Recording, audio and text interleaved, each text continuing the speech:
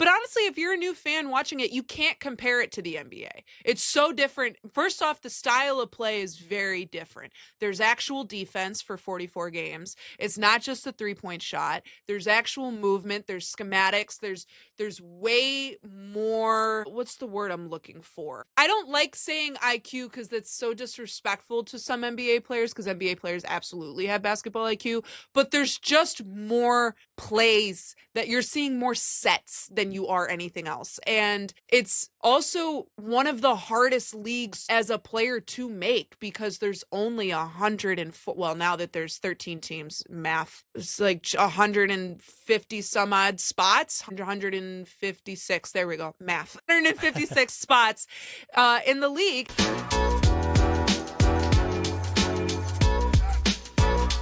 We're always interested into the W this season. I'm really excited just to see all these new storylines, new teams. There's a bunch of different directions, but I was kind of give you a general question. What's standing out to you so far? New York Liberty just put the hammer down. Like, just, oh my God.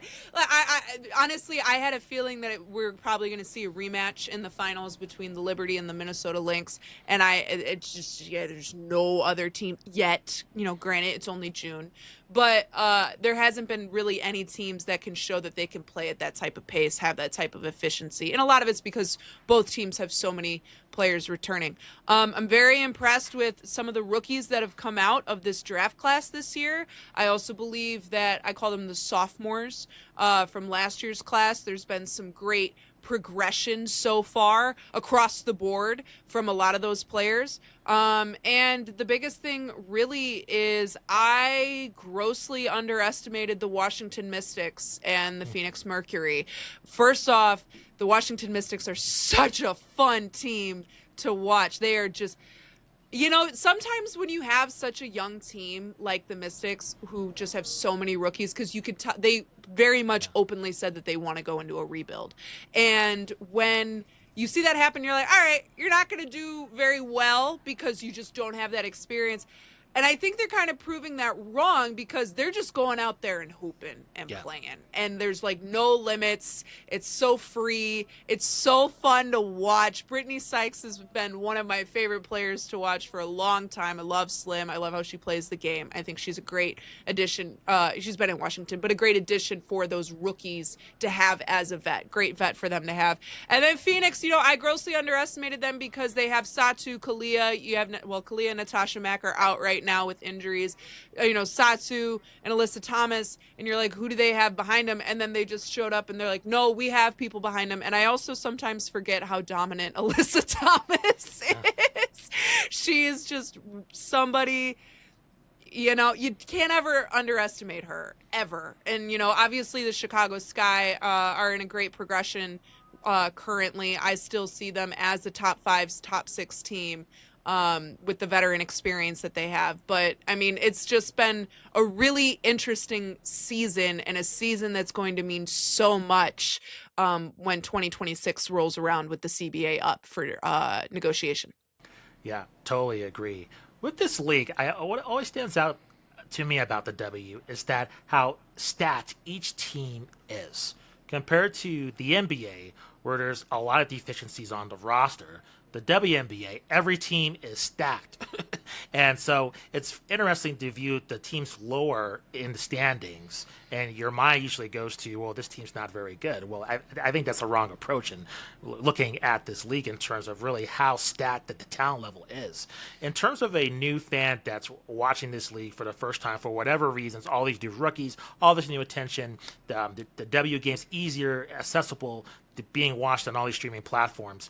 What do you think is the best strategy in terms of digesting this league, in terms of, being able to have a timeline in your mind where we're in the middle of the Commissioner's Cup right now? We have the All-Star break, and then we have the playoffs. What do you think is kind of the best strategy in terms of the games they should be watching, the teams that fall under the radar that they should be paying attention to, that, usually the Fever and Sky, they get all the headlines, now.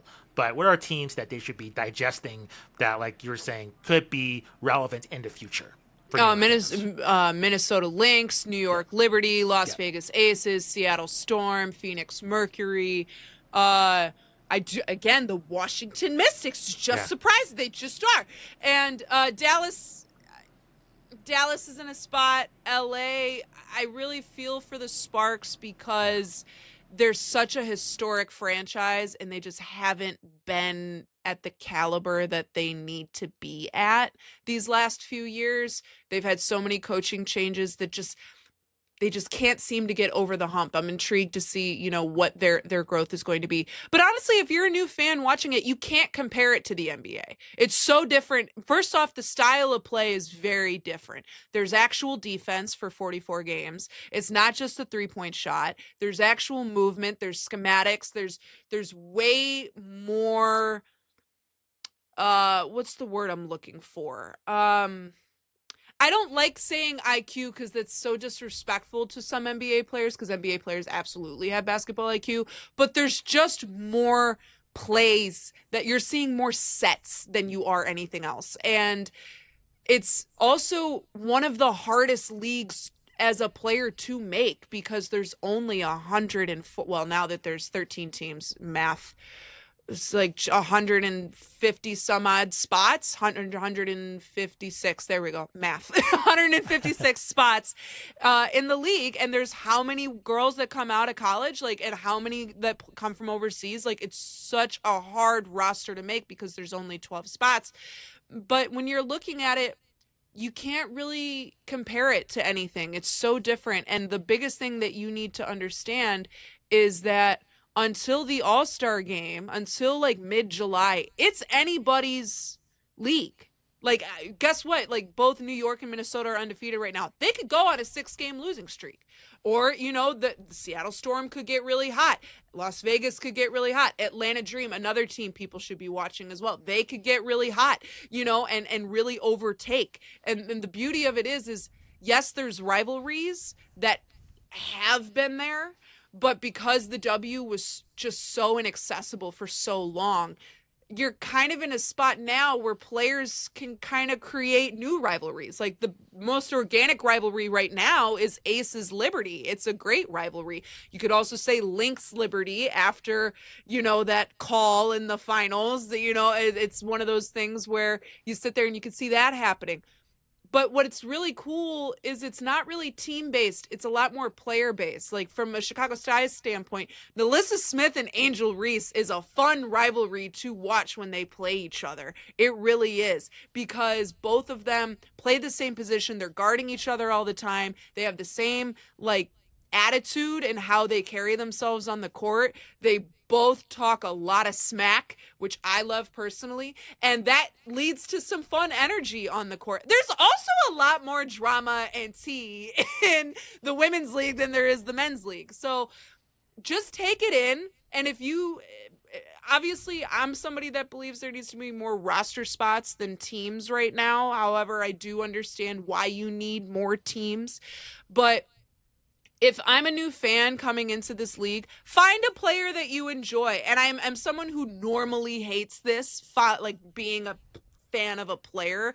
But this is how a lot of people are getting introduced to the league. And then find your teams that way. I think people are going to really, obviously, if you live in one of those cities, I'm always about support your hometown. But if you're new to the league, find a player that you really enjoy, follow their game, and be a fan of them, and just see what they're able to do. Obviously, there's a lot of the Caitlin Clark fans, there's the Angel Reese fans, but there's also other great players that have joined here very recently. Tiana Papau on Atlanta. You also have Sonia Citron. Unbelievable. You got Kiki, I can never say her last name right. Irifin. I'm not saying that right. But Kiki in Washington. You also have Paige Beckers, who I've personally been a huge fan of for upwards of 8-9 years. And then Rakia Jackson, Cameron Brink.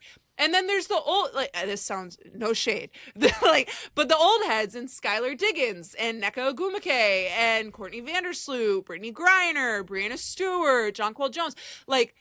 Because of what that 2024 class did, and also just what the W was able to do in making their games way more accessible thanks to the NCAA, they're now able to figure out who these old timers that have been in the league 8, 10, 12 years are. And there's now a spotlight. Arike Gumbawale, another great person to follow. Dejanay Carrington. I could go on and on. There's a lot of great players in this league. So if you're new, find a player that you enjoy their style of play and follow them. And then if you end up liking the team with it, cool. But if you want to be that person that's like, I'm just a fan of a player, I'm here for it, because I'm just happy there's eyeballs on this women's league for the first time in a long time because of the accessibility. So just cheer on, be normal in how you cheer them on, please.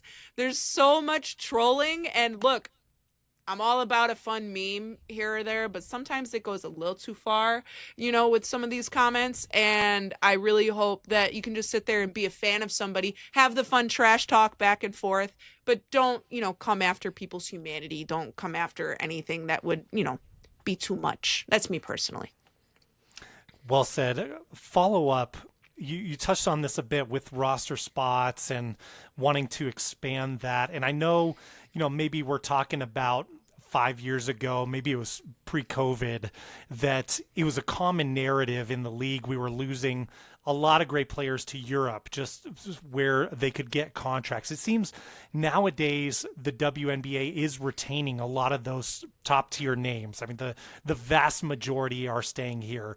Caitlin Clark, Angel Reese didn't go over to Europe. Is that predominantly what we're seeing? And is it primarily due to the NCAA, or are there other factors at play that are causing better retention, if that's the case? It's Unrivaled, honestly. Unrivaled and Athletes Unlimited. What those two leagues did really gave these women the ability to not have to go overseas. I've talked to a lot of players throughout the league about what it was playing like overseas, and they're like, yeah, you get money, but you're living, not the life that you would like to live in the States. Or, sometimes you're playing in...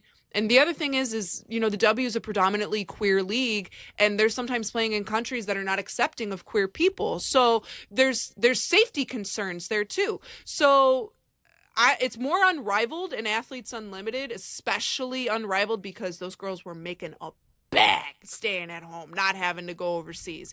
So it's more that. And the other thing is what the WNBA put. I want to say it was at the end of the 2023. It was the end of the 2023 season. End of the 2022 season, which was the prioritization rule, which basically said that people now need to prioritize, hence the name of the rule, the WNBA. So if you're not there, and now it's in full effect, they did like a grace year, but now it's in full effect. If you're not there by the start of training camp, you will be suspended for the season. Like, you're just not going to make the roster. You're also going to get fined. Like, they're really and that, yes, that's led to retention of some great players like Gabby Williams, Marian Johannes, Dorka as well.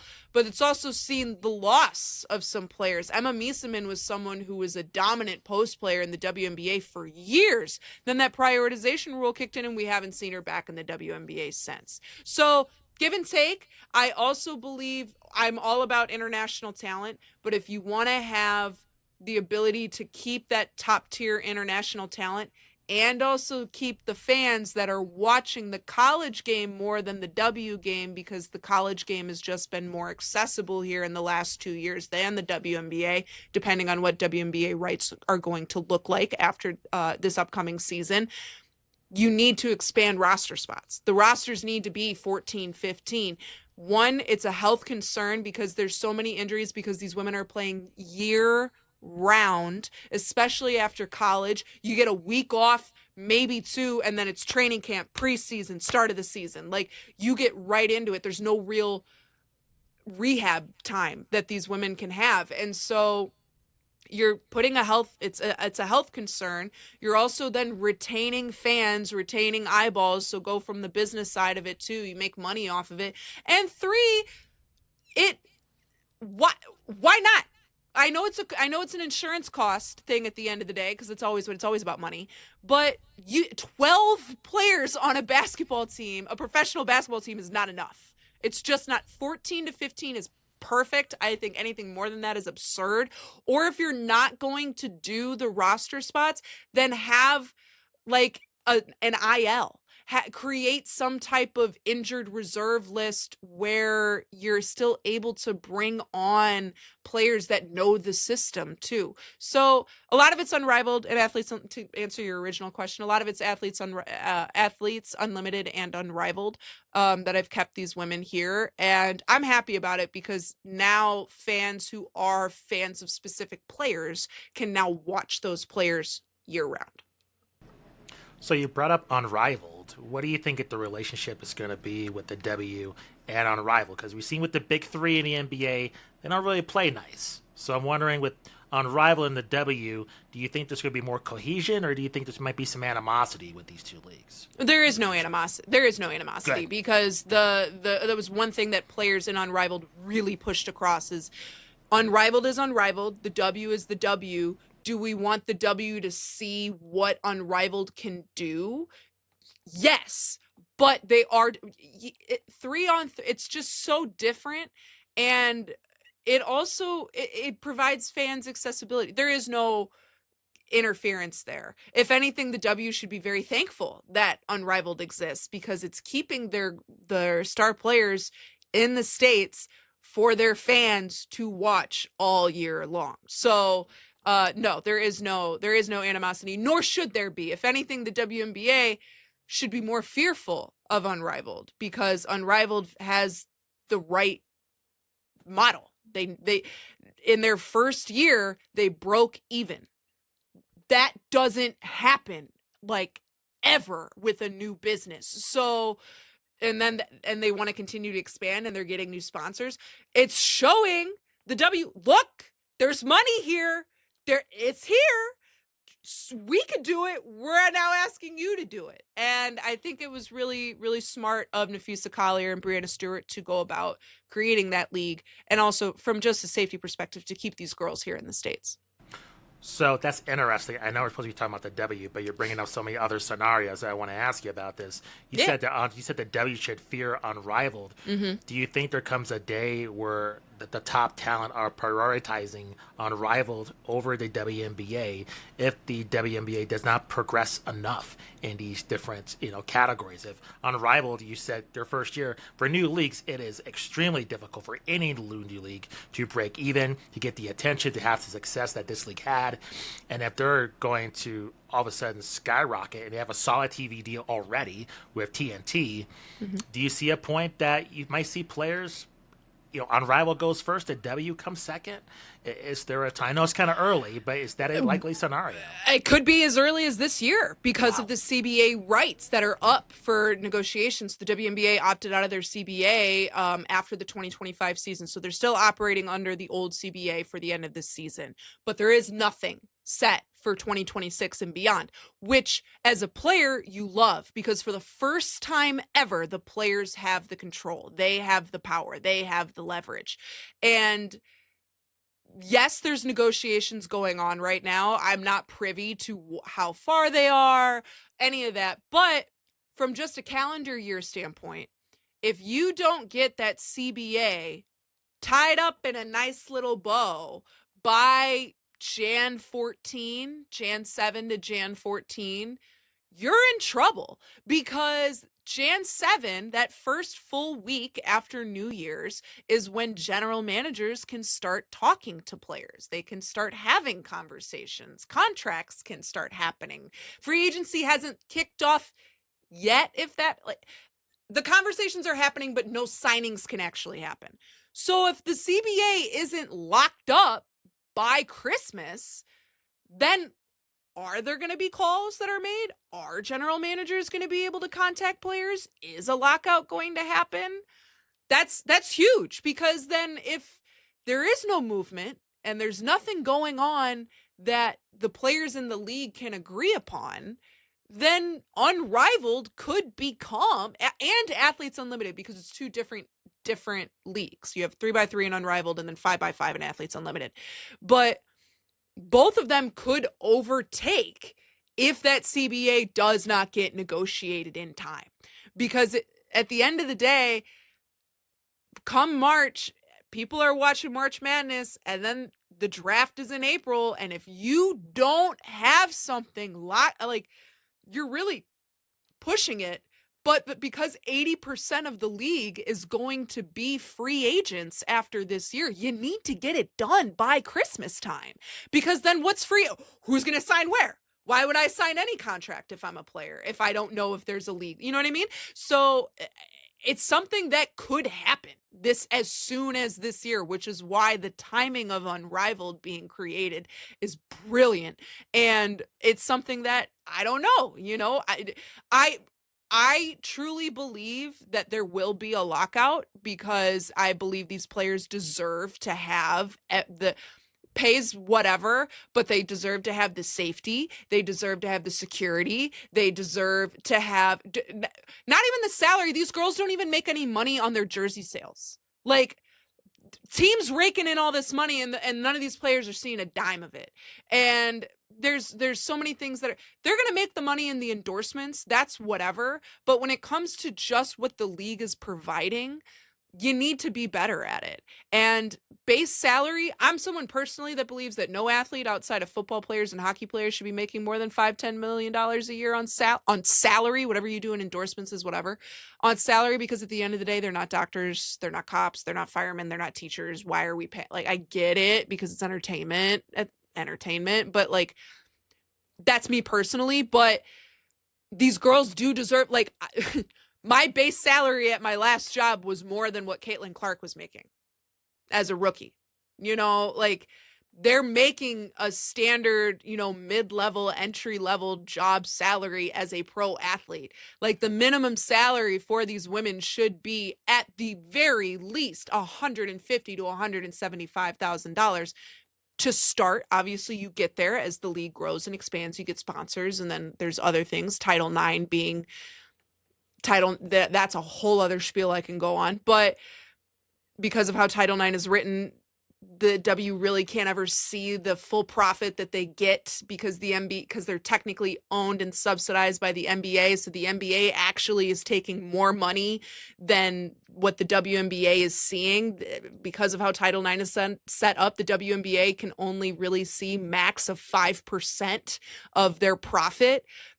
So, like, there's things there. Like, if I'm the business owner, if I'm the commissioner, you have to start looking at when are you going to buy out the NBA, but they haven't ever made the profit, but because of how Title IX is written. So then, like, it's just a cyclical loop that happens.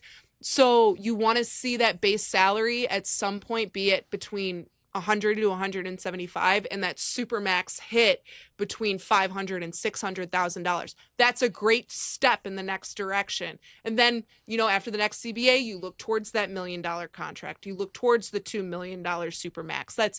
But you can't bite the whole hand off. You got to just take a nibble and then see what happens. But it's going to be very interesting. The CBA is not only so important for the WNBA and women's basketball, is going to set precedent for every single women's pro sports league for the next 35 years. This is like the most important CBA negotiation for female athletes ever, because it's going to it shows that women have the power, they have the leverage, they know that people watch. If they build it, they will come. And so if you make it accessible and you get there, then it's going to be something that's going to be, they have the power, take advantage of it. And I really hope that these women get what they deserve and they're able to make what they deserve and get the safety, the security, and the help and the accessibility that those women back in 1997 were wanting, and you're getting it now. And that's all that matters. And presumably, given the momentum that has been driving over last season into this season, and of course even before then, but especially these last two seasons with the ratings and everything, it just seems like it would be disastrous from the league side of things to go into a lockout if that does happen, as you mentioned. You think it very may well. Do you think on the other side, if they are quick about getting that deal done, it can get players that base salary of what you listed, like over 100K, 150K? Would you predict on the other side, if a deal is done, you're going to see those types of numbers? Yeah, that's what they should be aiming for. And if you're not aiming for that, and if the players are aiming for a little bit more, then they're trying to bite off more than the league can give them right now. A base salary being 64 to 74, depending on where you're selected, drafted, undrafted, all that jazz. But like, that's abysmal. It should at least be 100 to 150. If you want to get really into it, then I would say the lowest that you should argue for is 125. That's like the lowest as a player that I would take. The super max should be 500,000. That's what it should be. And then, you'd write this up for 5 to 7 years, depending on what the league wants to do. And then you try and see, you let that profit come in. You let that margin come in. And here's the other thing. If you can't get the base salary, then the number one thing that these players should be arguing for is to get a percentage of their merchandise. That should be number one. Charter flights, yes. Security, yes. All that. Practice facilities, yes. Ownership that actually invests in the team, yes, all of that. But make sure that you make your money off your merch. If you can't get that base salary up there, like if I'm a player, you'd love 200,000, you'd settle for 100,000. But if it comes down to nitty gritty and they're like, we'll give you 125, but we'll match your percentage, take the percentage. Take that all day, because you'll actually make what they can't pay you in salary in that percentage. What is your opinion of Kathy Engelberg as the commissioner?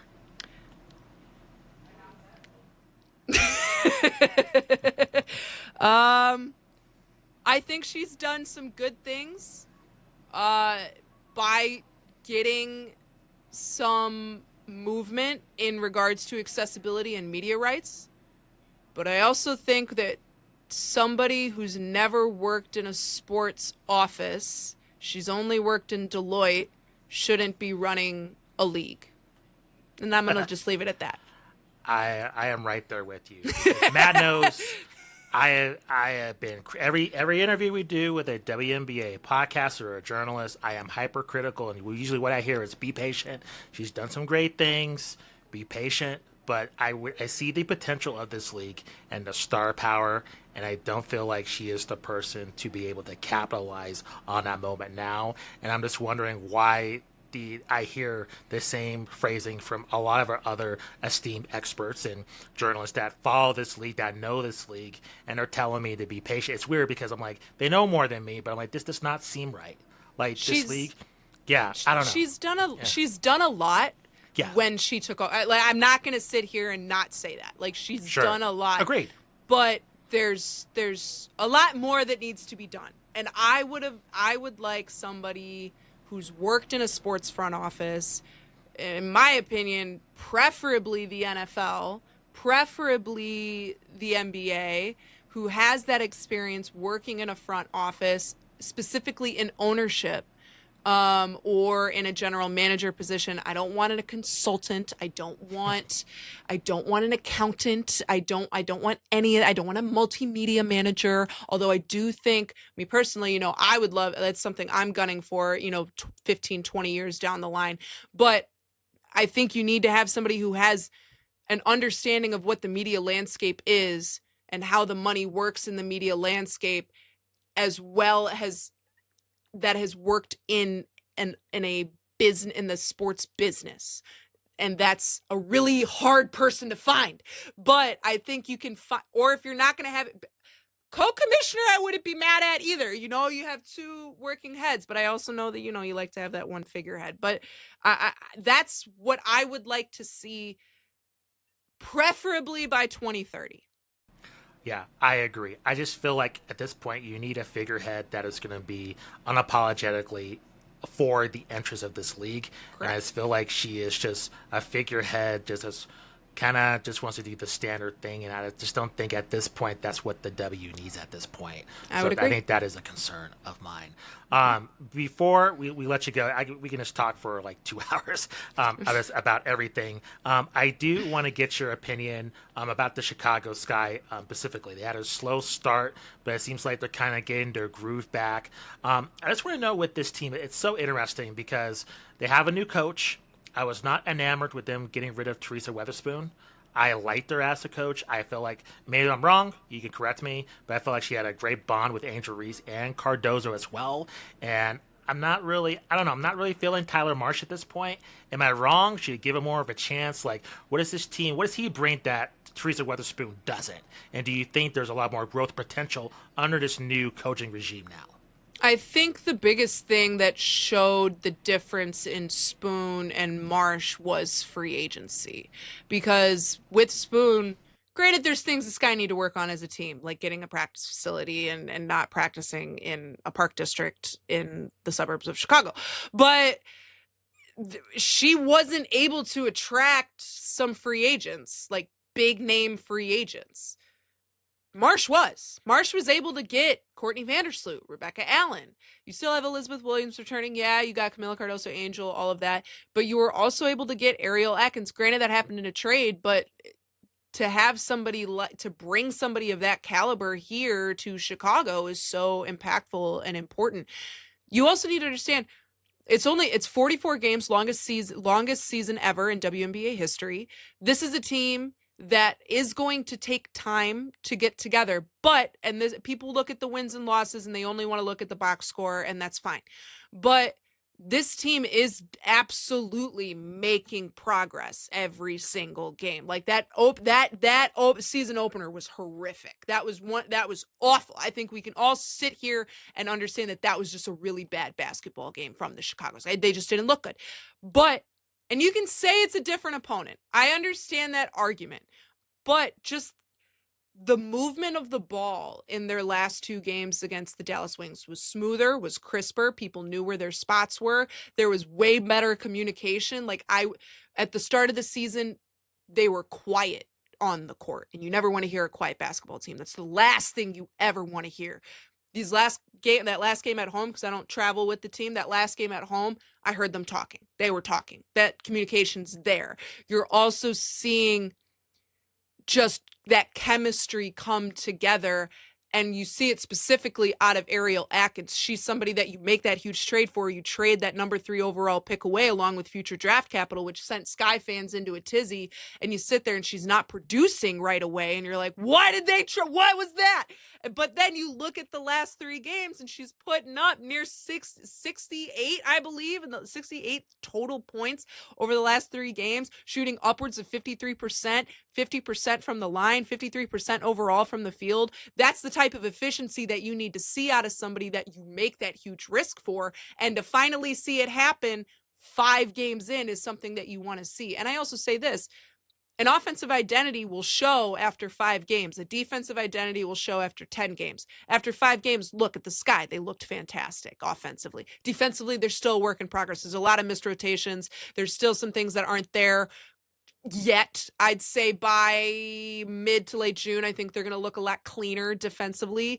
But I do believe just with the on paper, this is a top 5 team because they have such a veteran heavy team. They have such great leadership there, especially in Courtney Vandersloot.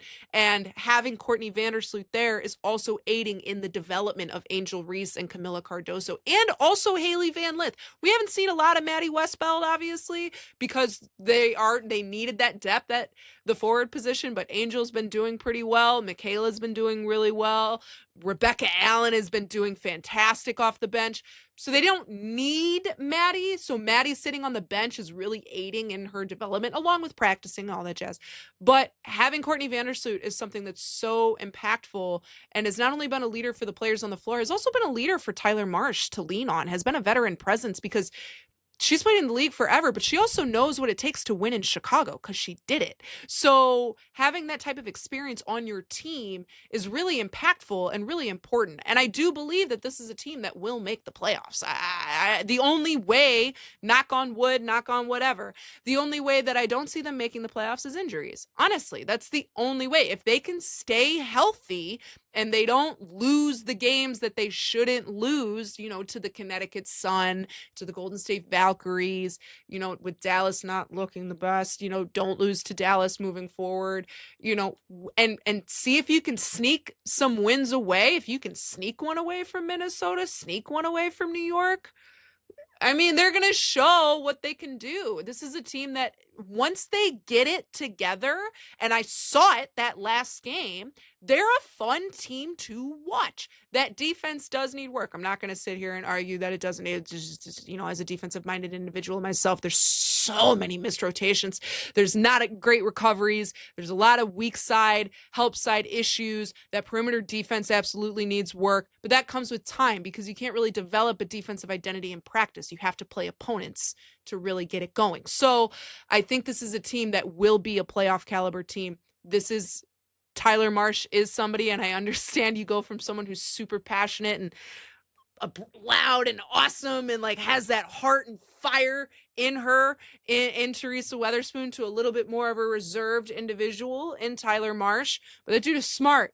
He's very smart. He has an incredible basketball IQ and an incredible resume. So did Spoon. But what Marsh did with Jackie Young is something that I don't think people recognize or understand how impactful that was to the Las Vegas Aces throughout their time. And he's going to be really, really, really important.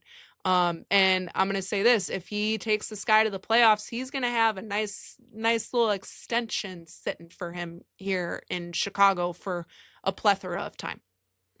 No, completely true. Karli, appreciate the time. Can you let our audience know where they can find your podcast, where they can find you on social media, any other projects you're working on for the rest of the year as well? Yeah, at Courtside KB on all platforms is where you can find the podcast. Find your podcast anywhere you listen to your podcast, Spotify, Apple, Carrier Pigeon, YouTube, all of that. But then you can follow me personally at Karli Bell 33. I have some fun takes. That's where I'm mostly going to talk all things WNBA. But if you're also a huge R&B, hip hop, soul music fan, got some good takes there, along with just absolutely demolishing Packers fans during the NFL season because the Chicago Bear fandom in me just will never go away. I don't care. I just can't let it go. I was born and raised here. My first sentence was "Go Bears." So, sorry. It's just they're gonna get trounced every now and then. But yeah, follow me there. But at Courtside KB, and then if you want to check out our website, courtsidewithkarlibell.com, where I have a lot of written content coming here in the future, as well as you can find the podcast there in case you don't use Spotify, Apple, iHeartRadio, or anything else. Awesome, Karli. Thank you very much.